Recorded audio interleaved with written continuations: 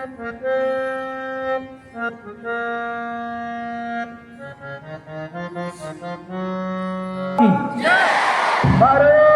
माता की, भारत माता की। आपल्या विश्वस्त आणि स्कूल कमिटी चेअरमन साहेब, पटेल साहेब आणि अजित तारे साहेब, इचलकरंजीतील एक प्रतिष्ठित व्यापारी यांच्या हस्ते ध्वजारोहण झालेलं आहे आणि शासनाच्या नियमानुसार 4 गीत होते। सदा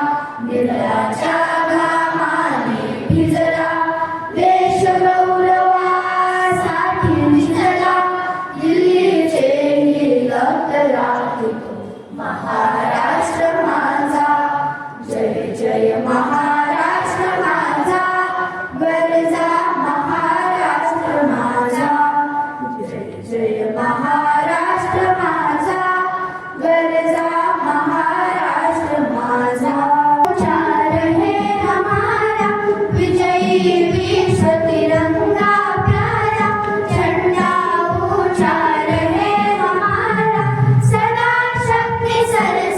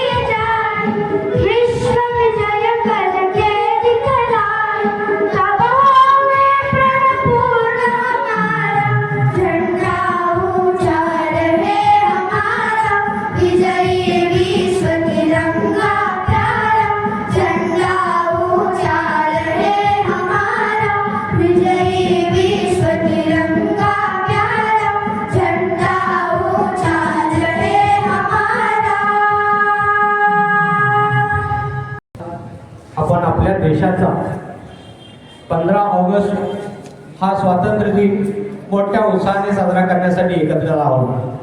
या स्वातंत्र्य दिनासाठी उपस्थित असणारे प्रमुख पाहुणे माननीय श्री लक्ष्मीकांतजी पटेल सो, माननीय श्री अजितजी टारे सो, प्रतिष्ठित प्रोसेस व्यापारी इचलकरंजी, नाभा विद्या मंदिरचे स्कूल कमिटी चेअरमन चंगेडिया साहेब, सन्माननीय उपस्थित प्रशालेचे ज्येष्ठ पर्यवेक्षक A B Kamble sir, Gurav sir, MCC उपप्राचार्य पाटील सर, व्यंकटेश महाविद्यालयाचे प्राचार्य माने सर, नाभा विद्या मंदिराच्या भगत मॅडम, पाटील मॅडम, सर्व शिक्षक वृंद व शिक्षकेतर कर्मचारी आणि प्रिय विद्यार्थी आणि विद्यार्थिनींनो, 15 ऑगस्ट हा प्रत्येक भारतीयांसाठी अत्यंत अभिमानाचा आणि प्रेरणादायी दिवस आहे. याच दिवशी 1947 साली आपल्या देशाला ब्रिटिश राजवटीपासून स्वातंत्र्य मिळाले. अनेक वर्षाच्या संघर्षानंतर भारताने स्वातंत्र्याचा श्वास घेतला. हे स्वातंत्र्य आपल्याला सहजासहजी मिळालेले नाही.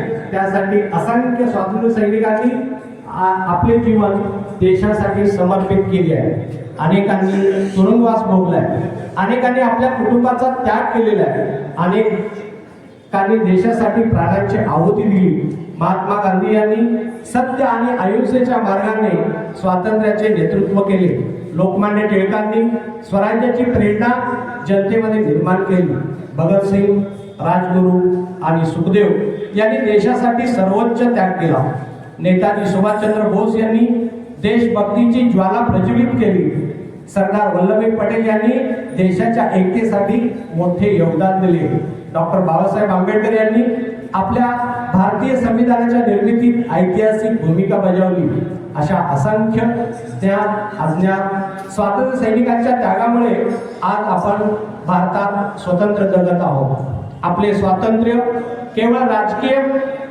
केवळ परकीय सत्तेपासून मुक्त होणे नाही, तर स्वातंत्र्य म्हणजे विचार करण्याचे स्वातंत्र्य आहे. स्वातंत्र्य म्हणजे शिक्षण घेण्याची संधी आहे.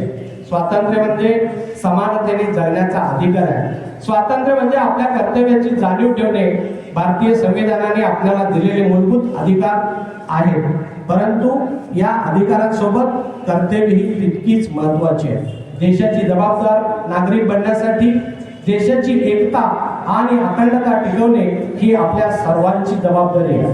आपण सर्वजण मिळून विकसित, स्वच्छ, सुंदर आणि सक्षम भारत घडवण्याचा संकल्प करूया.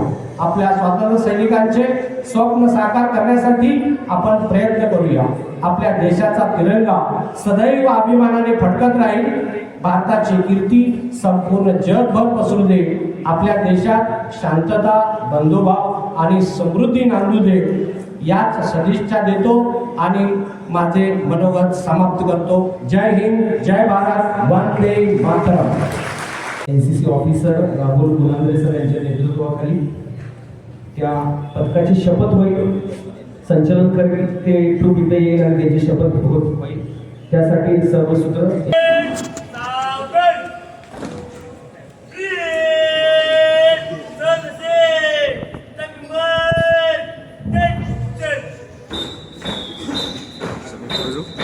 टेन ऑफिसर राहुल गुना,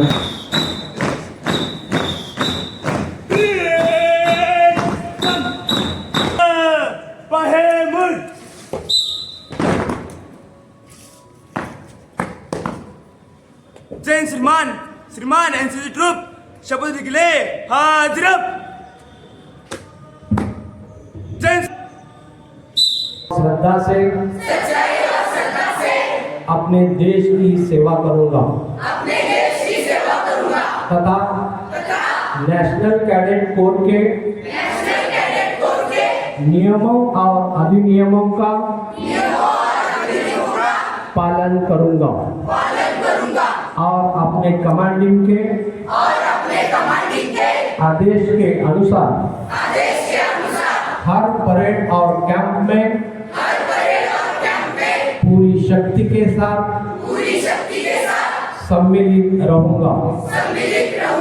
जय हिंद.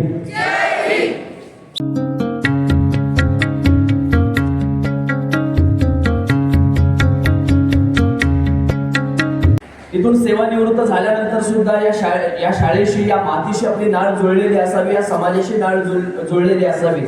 याचं एक मूर्तिमंत उदाहरण म्हणजेच माझी उपमुख्याध्यापिका S.H. कवठे मॅडम.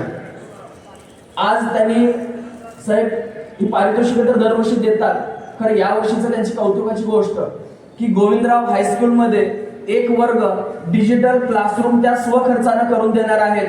याबद्दल कवठे मॅडम यांचं हार्दिक हार्दिक अभिनंदन, आभार मान्यवर विनंती करतो. आपल्या शुभास्ते पुष्पगुच्छ देऊन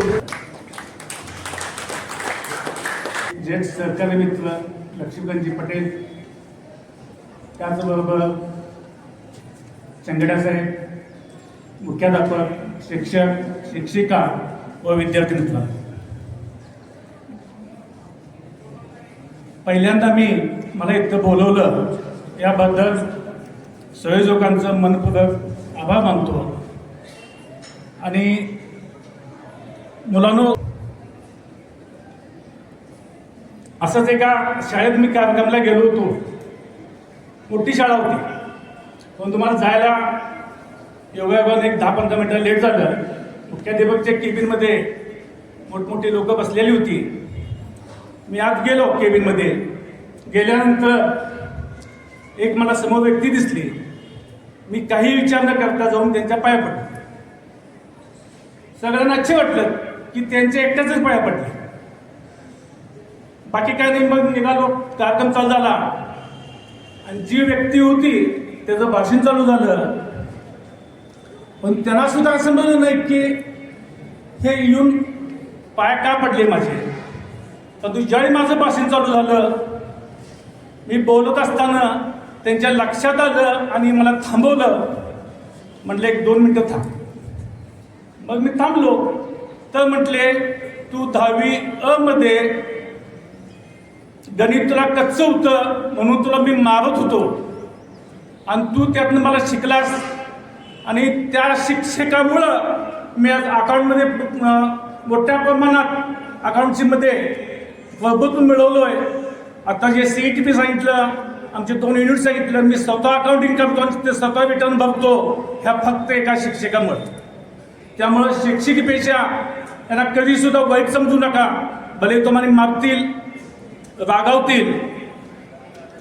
वंदे वंदे. जे 1947ची जी घटना आहे, मी पहिला बाकी फॉर्मॅलिटी सर न कर, भारत आणि पाकिस्तान ह्यावेळी ज्यावेळी बॉर्डर निश्चित करायची होती, ह्यासाठी म्हणून इंग्लंडहून, मला वाटतं इतिहास सगळं माहिती असेल, तर इंग्लंडहून एक क्लिप सर म्हणून त्याची नेमणूक 42 वर्षाचे वकील होते, त्यांची नेमणूक इंग्रज सरकारनं केली व भारत पाकिस्तानची फाळणी कशी करायची, कुठं विभाजन करायचं याची सर्वस्वी जबाबदारी त्या नौका वकिलाला देण्यात आली होती. तो नौका वकील भारतात कधी आलेला नव्हता, पण इंग्रजांची जी कूटनीती होती किंवा त्यांची एक मनात जे हे होता, दोष होता, किंवा त्यांच्या मनामध्ये एक इथं पुढं पण लोक एकदम आनंदानं एका प्रेमानं राहावेत, एकत्र राहावेत अशी त्याची भावना होती. त्यामुळे त्याला पाठवलं होतं. त्याला भारताबद्दल काही माहीत नव्हतं.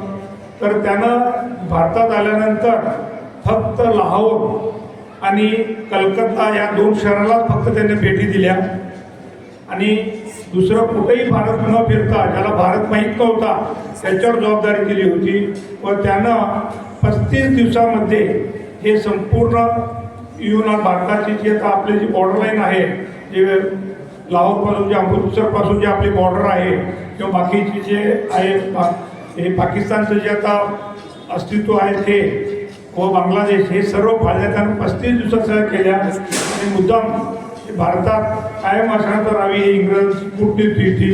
हे इतिहास आपल्याला एक माहिती असावं म्हणून एक सांगतोय.